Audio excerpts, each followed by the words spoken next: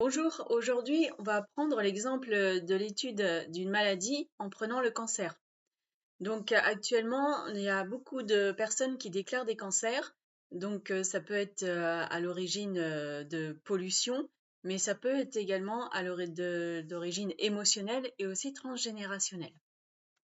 Donc le cancer peut être interprété comme l'expression d'un conflit intérieur ou d'un stress chronique, parfois sur plusieurs générations non résolu. C'est-à-dire que il peut y avoir un stress, une culpabilité, une colère qui se transmet de génération en génération jusqu'à temps qu'il y ait une personne qui déclenche un cancer afin de régler la problématique transgénérationnelle.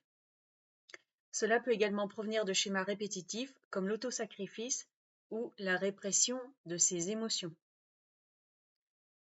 Alors, ça peut venir de traumatismes familiaux. Donc, l'étude de l'arbre généalogique peut révéler des décès précoces par cancer dans les générations précédentes. Et c'est souvent dans les mêmes familles qu'il y a des cancers. Donc, il peut y avoir également des origines génétiques, mais il peut y avoir aussi des répétitions de comportements dans les familles. Donc, les répétitions de certains comportements et de certaines émotions amènent à des répétitions de mêmes maladies. Les émotions non exprimées, donc la colère, le chagrin, la culpabilité, peuvent se cristalliser. L'exploration des récits familiaux, des anniversaires des décès ou des secrets de famille va aider à comprendre l'origine de la maladie. Donc ça, vous pouvez essayer de le faire vous-même sur votre arbre.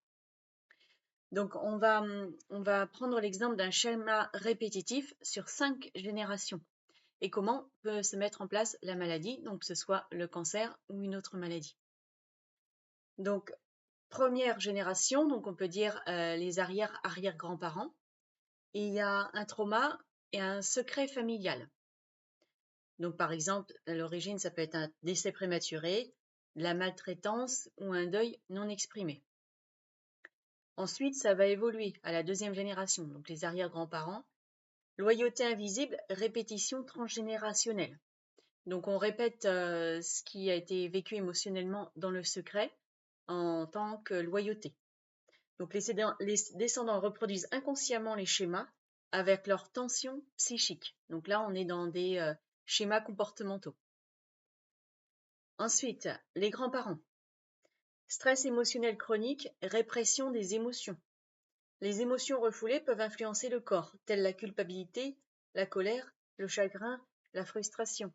Et on le sait que dans les générations précédentes, il y avait énormément de personnes qui n'exprimaient pas leurs émotions. Et d'ailleurs, certaines personnes n'arrivaient même pas à savoir quelles émotions exactement elles ressentaient. Et c'est le cas encore aujourd'hui. Certaines personnes n'arrivent pas à définir quelles émotions elles ressentent quand elles ne vont pas bien. Donc, tout ce qui est donc le secret familial, la loyauté invisible, le stress émotionnel, donc en fait, ça évolue de génération en génération pour arriver aux parents à un impact psychosomatique, c'est-à-dire que ce qui se passe dans le psychisme va influencer le corps physique.